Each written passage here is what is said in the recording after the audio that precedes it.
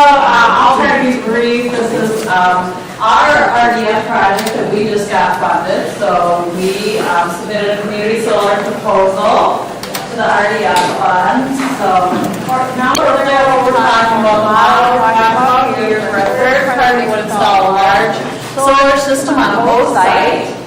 So they'll install a large system on a host site, and then consumers can purchase a subscription and receive a credit on their utility bill for their portion of solar.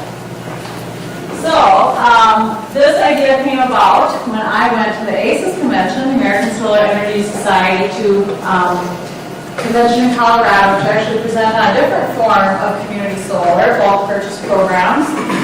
So we did bulk purchase programs in 2010. I got invited to Colorado to present, and that's where I learned about the community solar programs that Colorado was initiating with Xcel Energy. So I figured, well, hey, we've got Xcel Energy in Minnesota too.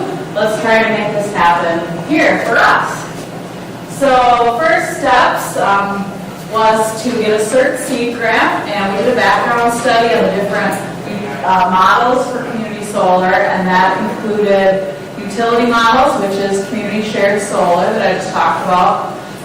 There are special purpose entity models, there were micro investment models, and then there's a nonprofit donation model.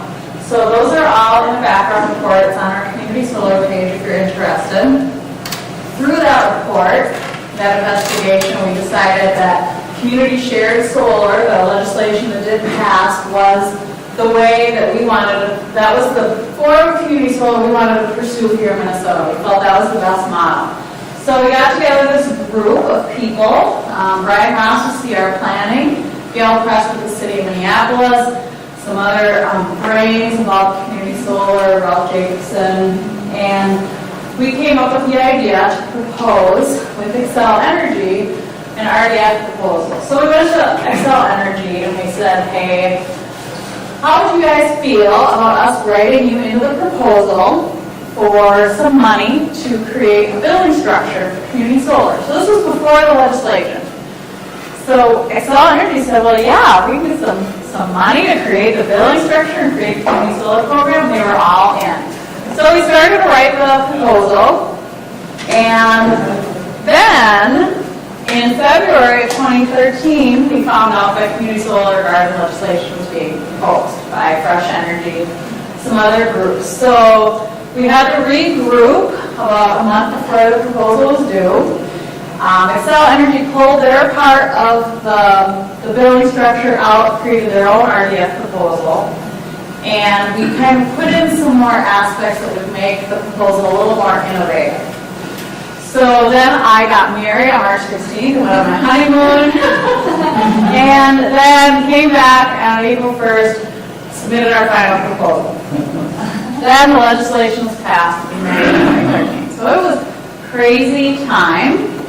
And then almost a year later, we finally found out that we got our grant proposal funded. So we have a $2.6 million grant for a $4 million project. Next.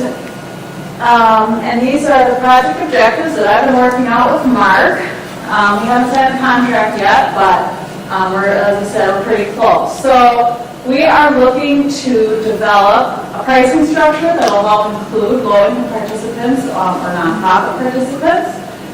And we hope to make that model pricing structure and developing a project like this transparent and replicable. So that's important, that we can do this as a nonprofit, as not a competing business, to make this available to everybody across the state to do in the future.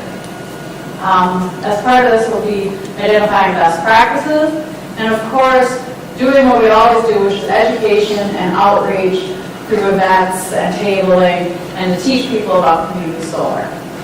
And then the last part is the part that we added into the proposal to make it a little more innovative. We split up our 1 megawatt proposal into two 500 kWs to compare a rural community solar garden site to an urban community solar garden.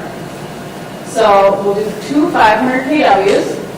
We're looking specifically right now in the city of Minneapolis because they were such an active partner and they continue to help us make this project happen, and they continue to help us look for sites in Minneapolis.